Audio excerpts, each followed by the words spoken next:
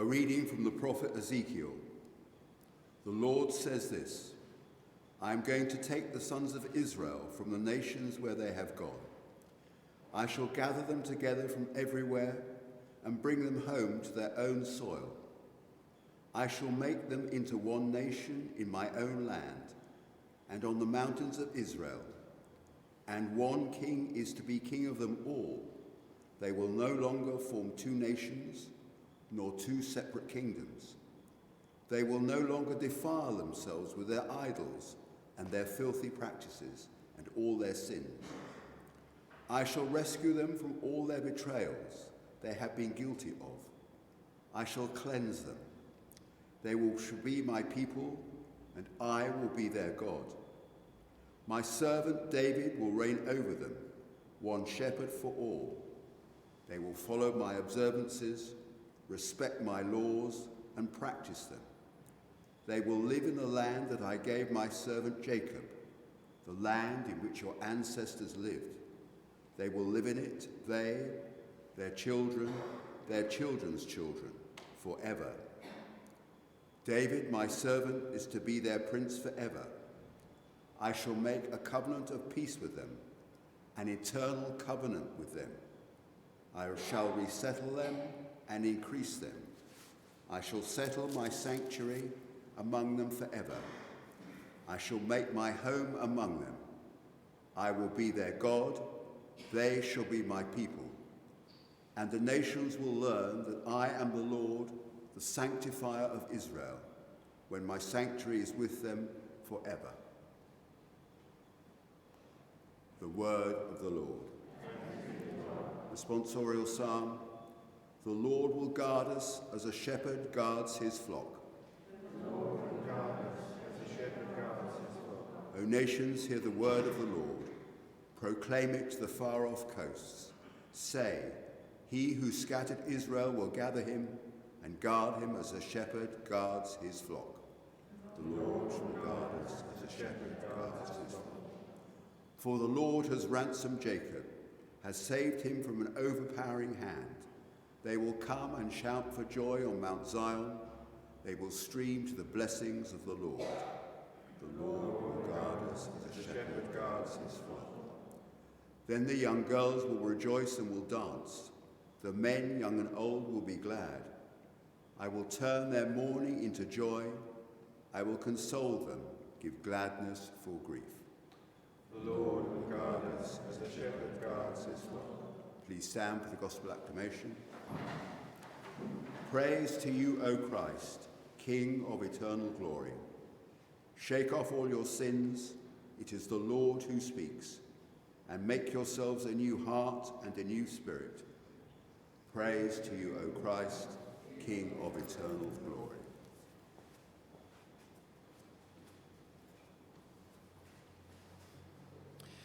The Lord be with you. A reading from the Holy Gospel according to John.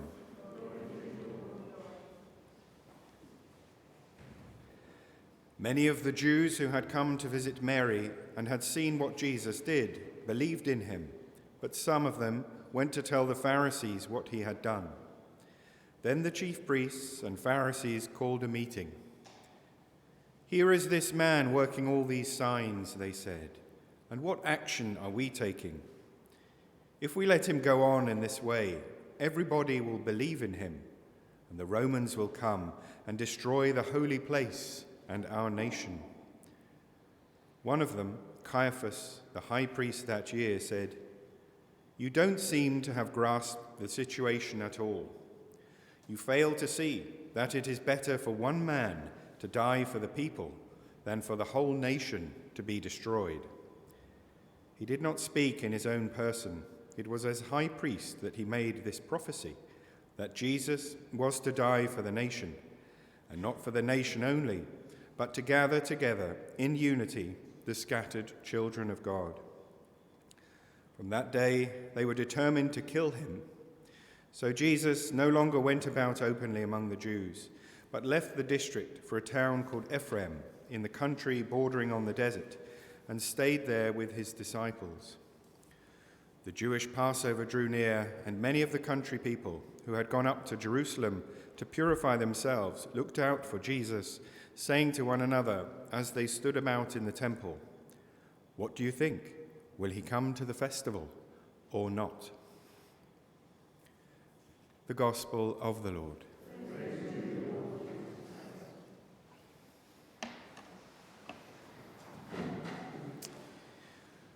So this Gospel reading today takes us right onto the hinge, as it were, the cusp of Holy Week, which we will be beginning with Palm Sunday celebrations imminently. And so we see the final decision really made amongst the chief priests and the Pharisees, and including even the high priest, Caiaphas. We see behind the scenes what's going on. Somehow it was reported, we don't know how, but word got out of what was discussed that day. A key discussion which led to this, the cross, the crucifixion of the Son of God for the salvation of the world. And John is reporting it, showing that actually there's different levels going on here. And it's a helpful principle for us to begin already seeing that in our spiritual life, our call to be religious people, to be Christians, we're going to have to sort of be comfortable somewhat in living on different levels. What do we mean by that? Well, there is the obvious level of just what we go through each day, our interactions, who we are in the circumstances of our lives, our history, what we could call the earthly level. And that's absolutely important because that's the level we're living on.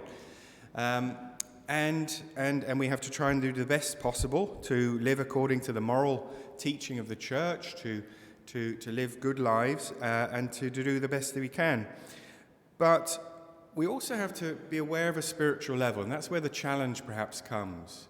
That's what our religion is helping us to try and do, to open up to, we could say, the level of mystery. Ultimately, it's the level of God. It's the level of His will working through that earthly level, His designs working through that earthly level, His intentions for our life working through the ordinary circumstances. And it's not always easy to see His will, His intentions, His presence, because He's a mystery. He's God. He has the overview. He has the big picture. And so we have to somehow be able to somehow participate in that, but be conscious of our limitations. This becomes very important when things happen which on the earthly level are just objectively bad. So what was going on in the scribes and the Pharisees there that day was objectively bad. If you like, what they were doing was sort of to be slightly critical, as it were, of a certain way of seeing the world. They were seeing it just politically. Now, politics has its place. And in Christianity, the vision is that if politics is open to that higher level of authority, of the presence of God guiding, then it functions in a proper way. But when it just functions according to the needs of a smaller group, and it exerts its power there, then it becomes dangerous. So the scribes and the Pharisees use a political sort of justification for their intention, really, to put Jesus to death. They say it's for the good of the nation.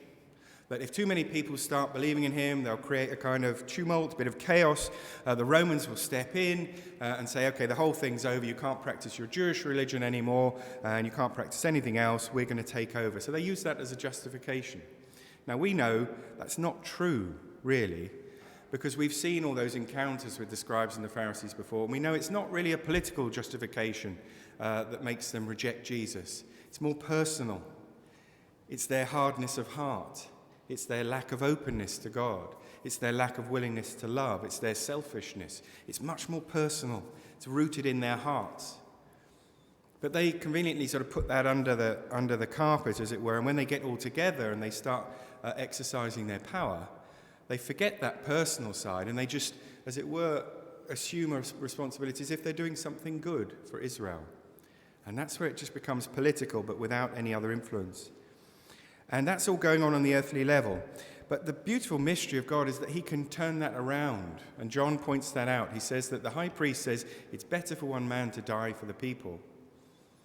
And that's objectively bad on one level.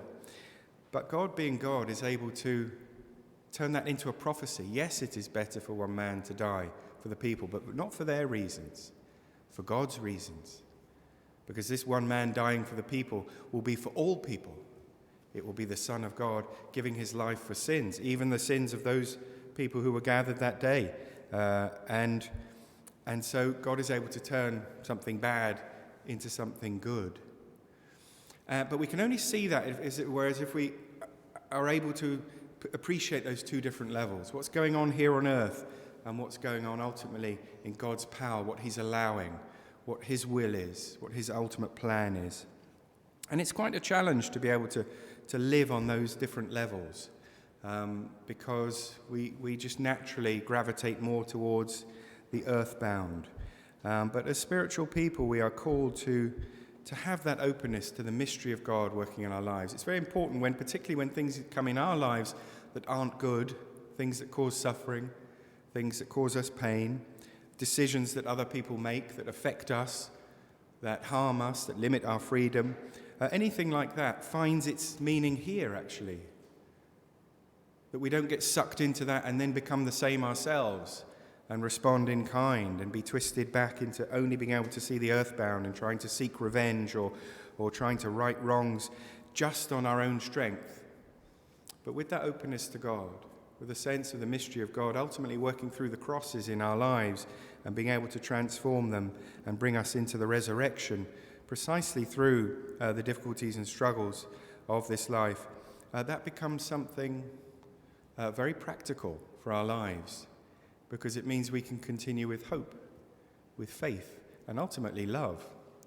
Because love, on the earthly level, as vital as it is, needs a higher source to replenish it, to feed it, because it can quickly die. It can quickly be smothered by, as it would appear, justifiable reasons of what other people have done or our own inadequacies. We can forget that love is going to be the only thing that really makes sense of our lives. And that's what Christianity opens up for us. Jesus tries to make that spiritual level accessible in so many gentle ways. He uses images from nature. He uses stories about prodigal sons and lost sheep and so on. He tries to make it accessible, so it's not too daunting to think we're trying to live with an awareness of God. He makes it accessible, ultimately in himself, by becoming a baby, by becoming amongst us.